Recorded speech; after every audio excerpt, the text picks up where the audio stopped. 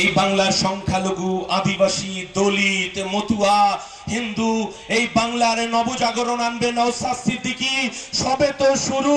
2026-এ এই সরকারটা বাংলার মানুষ বিসর্জন দেওয়ার জন্য এই ধর্ণা মঞ্চ শুরু হয়েছে। বুথে বুথে ধর্ণা মঞ্চ হবে। মমতা ব্যানার্জি, আপনার পুলিশ রুখতে পারবে না। এই কথাটা বলার জন্যই আমরা সেদিনকেই আমরা শান্তিপূর্ণ আন্দোলন করতে চেয়েছিলাম। মমতা ব্যানার্জি ভেবেছিলেন যে বুদ্ধবাবু ওনাকে এখানে মাচা বাঁধতে দিয়েছিলেন, উনি পরিবর্তন করেছিলেন এই বাংলার, সেই ভয়টা ওনাকে কুড়ে কুড়ে খাচ্ছে। নওশাদ যদি একবার এখানে মাছা বাঁধতে পারে, আমার গদি হয়তো টলমল করবে। তাই তার দালাল পুলিশকে লেলিয়ে দিয়েছিল আমাদের দিকে। নওশাদ সিদ্দিকীকে পেটে লাথি মারা হয়েছে, তাকে ঘুষি মারা হয়েছে। আমার দলের কার্যকরী সভাপতি বলছিলেন সে একজন ন্যাশনাল খেলোয়াড়, তাকে মেরে ফেলার চক্রান্ত শুধু আজকে নয়, তার গাড়িতে 17টা বোমা মারা হয়েছিল ভাঙড়ে। এখনো লড়াইয়ের ময়দানে নওশাদ সিদ্দিকী আছে। এ লড়াই আমাদের চলবে, এ লড়াই বাংলার বাঁচার লড়াই, এ লড়াই আমাদের জিততে হবে। মমতা ব্যানার্জি এত মিথ্যে কথা বলার এনার্জি কোথায় পায় সেটাই ভেবে পাই না।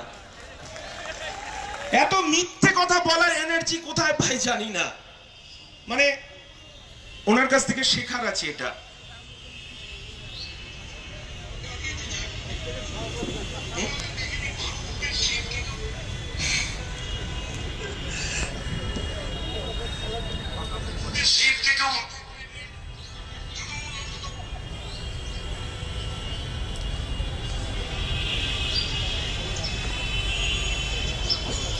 হ্যাঁ, একটু এক মিনিট।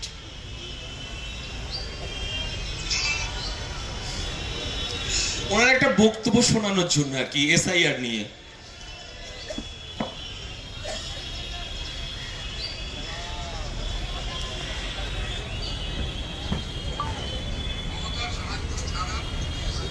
আচ্ছা যাই হোক, পরে শুনিয়ে দেবো, আমি খুঁজে পাচ্ছি না।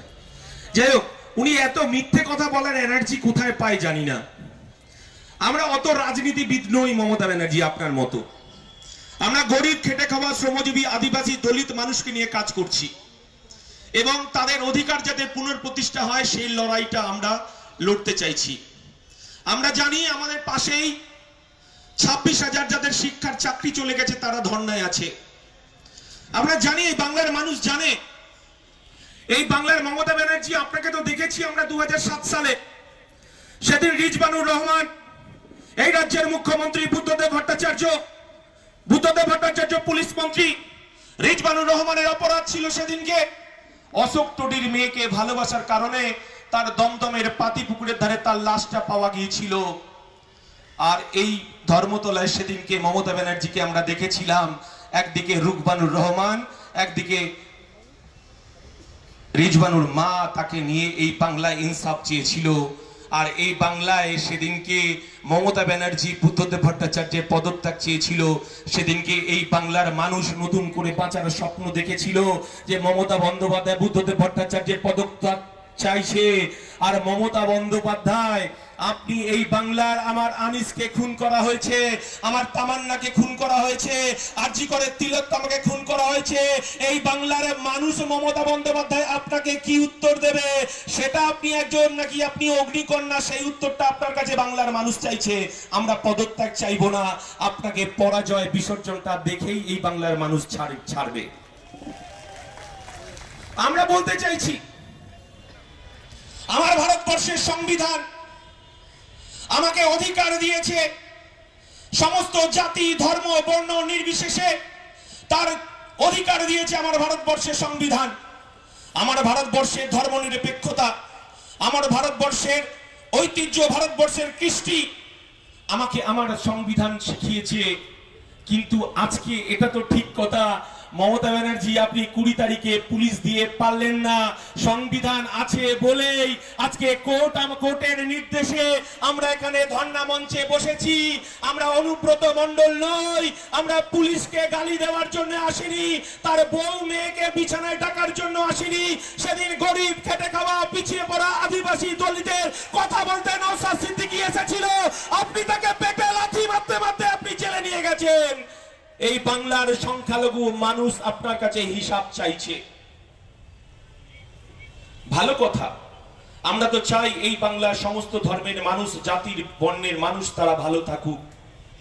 যেদিন আমার দলের পৃষ্ঠপোষক আমাকে প্রথম ডেকেছিলেন, সেদিনকে আমাকে বলেছিলেন, বিশ্বজিৎ তোমাকে এই কাজটা করতে হবে, আর তোমাকে মেকি ধর্ম করবে না, তোমাকে মসজিদের পাশে যারা ভিক্ষুক, যারা ভিক্ষে করে তাদেরকে কর্মসংস্থানের ব্যবস্থা করতে হবে, তাকে মাথার উপর ছাদ দিতে হবে, মন্দিরের পাশে যে ভিক্ষুকগুলো আছে সেই পরিবারগুলোকে তোমাকে দেখতে হবে, সেই পরিবারগুলোর পাশে থাকতে হবে।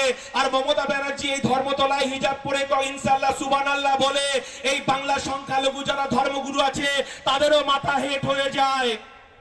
আমরা বলতে চাইছি আপনি ইনশাআল্লাহ সুবহানাল্লাহ করুন, তাতে কোনো আপত্তি নেই। এই ভারত, এই পশ্চিম বাংলায় ৭৫,০০০ একর জমি ওয়াকফ আপনার দলের নেতা মন্ত্রী, আপনার তাবেদারি ফুটো মস্তানগুলো দখল রেখে দিয়েছে। এই মঞ্চ থেকে মমতা ব্যানার্জি আপনি সুবহানাল্লাহ ইনশাআল্লাহ করুন। ৭৫,০০০ একর জমির হিসাব বুঝে নিতে চাইছে এই বাংলার সংখ্যালঘু মানুষ, এর উত্তর আপনাকে বুঝিয়ে দিতে হবে, না হলে ২৬-এ আপনাকে গদি ছাড়তে হবে। এই কথাটা এই ধর্ণা মঞ্চে বলার জন্য আমরা উপস্থিত হয়েছি। জানি যারা আজকে আপনার পুলিশ, আপনার আইবি সবার মুখগুলো ঘুরে ঘুরে চিনে যাচ্ছে, আপনি লোকাল থানায় আবার ইনফরমেশন দেবে, আবার রাত্রিবেলায় আপনার পুলিশ থানায় গিয়ে কড়া নাড়বে, এই বাংলায় আবার হিন্দু মুসলমান করার জন্য আবার লড়াই হবে। শুনে রাখুন মমতা বন্দ্যোপাধ্যায়, আপনি আগুনে হাত দিয়েছেন।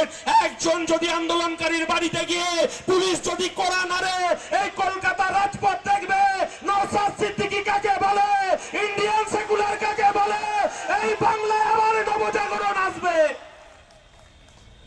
সেদিনকে আমাদেরকে জল দেয়া হয়নি জেলের ভেতর, ওষুধ দেয়া হয়নি আমাদেরকে, খিদের জ্বালায় আমার বয়স্ক চাচারা সেদিনকে আত্মনাদ করছে, আমাদেরকে খেতে দিতে হবে।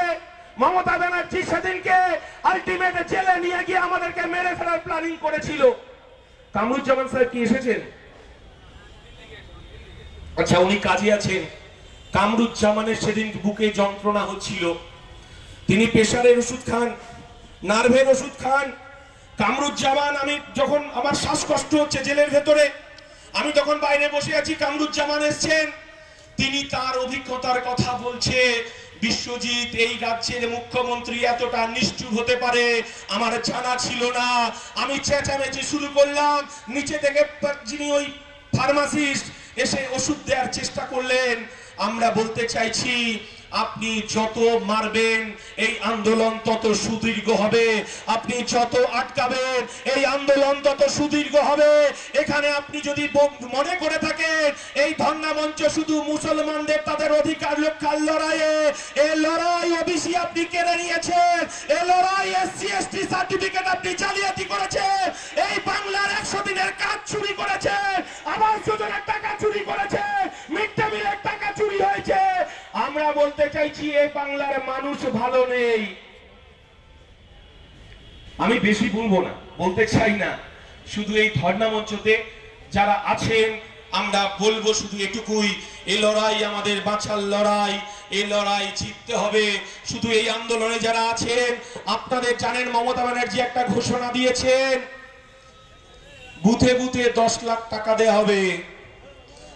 একটা কথা মনে রাখবেন, এটা হচ্ছে মূল্য ঝোলানো বলে, এই মূল্য ঝুলিয়ে রেখে দিয়েছেন। আমরা ইমানদারের সঙ্গে গরিব খেটে খাওয়া শ্রমজীবী মানুষের আন্দোলন করছি।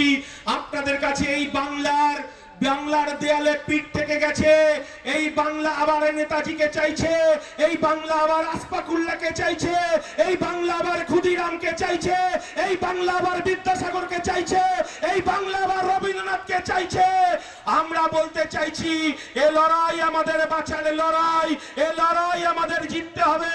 আর মমতা ব্যানার্জি যদি আমাদের সামনে ঢাল হয়ে থাকে, এই বাংলার মানুষ এই একটা আঙুল দিয়ে বুঝিয়ে দেবে যে তার একটা আঙুলের কত জোর। মাথা ঠান্ডা রাখবেন, মমতা ব্যানার্জি ১০ লাখের কাছে কেউ মেরুদণ্ড বিক্রি করবেন না। আপনাদের কাছে অনুরোধ, এই লড়াই আমরা জানি অনেকে 500 টাকায় বিক্রি হবেন, 1000 টাকায় বিক্রি হবেন। আমার মায়েদেরকে 1000 টাকা দিয়ে মমতা ব্যানার্জি কিনতে চেয়েছিল। এই বাংলা তিলোত্তমার মৃত্যু বুঝিয়ে দিয়েছে, তিলোত্তমার ধর্ষণকে বুঝিয়ে দিয়েছে। এই বাংলার মায়েদেরকে 1000 টাকা দিয়ে কেনা যায় না, এটা মমতা ব্যানার্জি বুঝে গেছে। তাই এই আন্দোলন এবং আগামী দিনে আপনাদের কথা বলতে চাইছি, 10 লাখে যে ঘুড়োর কল মমতা ব্যানার্জি ঝুলিয়েছে, ভেবেছে টাকা দিয়ে কেনা যায়, টাকা দিয়ে নওশাদ সিদ্দিকী কেনা যায় না। আর এই 30টা সংগঠনের আন্দোলন হয়েছে, বুথে 10 লাখ টাকা দিয়ে কেনা যাবে না মমতা ব্যানার্জি। এ লড়াই বাঁচার লড়াই, এ লড়াই ওবিসি সার্টিফিকেটের জন্য লড়াই, এ লড়াই ফেক এসসি এসটি সার্টিফিকেটের জন্য লড়াই, এ লড়াই এসআই এর জন্য, এ লড়াই ওয়াকফ বাঁচানোর জন্য, এ লড়াই মন্দির বাঁচানোর জন্য। তাই আমার নওশাদ সিদ্দিকী বলে, মোরা এক বৃন্তে দুইটি কুসুম, হিন্দু মুসলমান, মুসলিম তারে নয়ন মনি, হিন্দু তাহার প্রাণ। জয় হিন্দ, ইনকলাব জিন্দাবাদ, ইন্ডিয়ান সেকুলার ফ্রন্ট জিন্দাবাদ। তো 30টা যে গণসংগঠনের মঞ্চের ঐক্য জিন্দাবাদ। জয় হিন্দ, ইনকলাব জিন্দাবাদ, নওশাদ সিদ্দিকী জিন্দাবাদ। হ্যালো, আমাদের একটু বোঝার অসুবিধা হয়তো হচ্ছে, বসে। এটা কনস্টিটিউশন প্রোটেকশন ফোরামের পক্ষ থেকে 3 দিনে আমরা ধর্ণামঞ্চ করছি, যেখানে এখানে সামাজিক সংগঠন আছে, রাজনৈতিক সংগঠন আছে, ইভেন বিভিন্ন ধর্মীয় সংগঠন আছে। কালকে দেখতে পাবেন মাঝি বাবারাও আসছে আমাদের মঞ্চে, যারা আদিবাসী সম্প্রদায়কে লিড করেন। আজকে ইমাম সাহেবকে আমরা স্টেজে দেখছি, কালকে আপনারা দেখবেন মাঝি বাবা, তারপরের দিনে দেখবেন খ্রিস্টান ধর্মের ধর্মযাজকরাও আসছে। সুতরাং এটা একটা ইউনিটির একটা বার্তা এখান থেকে দিচ্ছে। আজকে আমরা যে ধর্ণামঞ্চ 4টে বিষয়কে সামনে রেখে করছি। প্রথমত হচ্ছে 2025 সালে শুধু সংখ্যার জোর দেখিয়ে কেন্দ্রের বিজেপি সরকার মুসলিম সম্প্রদায়ের পূর্বপুরুষে রেখে যাওয়া ওয়াকফ সম্পত্তিকে কেড়ে নেওয়ার অপচেষ্টা চলছে। এই আইন প্রত্যাহারের জন্য আমরা যেমন সুপ্রিম কোর্টে মামলা করেছি, মাঠে ময়দানে আমরা লড়াই করছি, লড়াই করে যাব। আমাদের এই অবস্থান মঞ্চের আর একটা গুরুত্বপূর্ণ দাবি, আপনারা শুনলে অবাক হবে, সারা পশ্চিম বাংলায় 1 কোটি হয়তো আদিবাসী আমার ভাই নাই, কিন্তু 1.5 কোটি আদিবাসী সার্টিফিকেট অলরেডি পাবলিশ করে দিয়েছে। তার পরিবর্তে কি হচ্ছে, রহমান টাইটেল, রহমান আদিবাসী কোটায় চাকরি পাচ্ছে, ব্যানার্জি আদিবাসী কোটায় চাকরি পাচ্ছে, চট্টোপাধ্যায় আদিবাসী কোটায় চাকরি পাচ্ছে, দাস আদিবাসী কোটায় চাকরি পাচ্ছে, খাতুন আদিবাসী কোটায় চাকরি পাচ্ছে। অর্থাৎ এই ফেক এসসি সার্টিফিকেট গুলোর বিরুদ্ধে প্রত্যাহার করতে হবে, এই ফেক এসসি সার্টিফিকেট প্রত্যাহার করতে হবে। তার জন্য আমাদের ধর্ণামঞ্চ।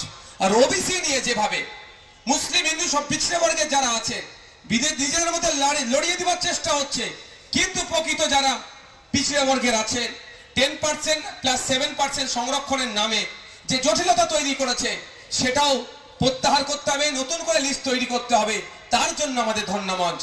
আমাদের ধর্ণামঞ্চ ভিন রাজ্যে যেভাবে পরিযায়ী শ্রমিকদের উপর অত্যাচার হচ্ছে, অত্যাচার বন্ধ করতে হবে। বাংলায় কথা বলার জন্য বাংলাদেশি তকমা দিয়ে তাদের আক্রমণ নেমে আসছে।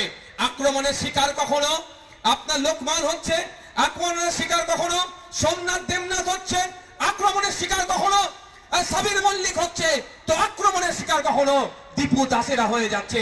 তাই আমরা বাংলার মানুষ, বাংলার জমিনে দাঁড়িয়ে, কলকাতায় দাঁড়িয়ে আমাদের রাজ্য সরকারের মুখে আমরা বার্তা দিতে চাই, আপনি রাজ্যের সরকারের প্রধান, আপনার অনেক দায়িত্ব আছে। শুধু মিটিং মিছিল করে আপনার কাজ সমাপ্ত হয়ে যাচ্ছে বললে হবে না।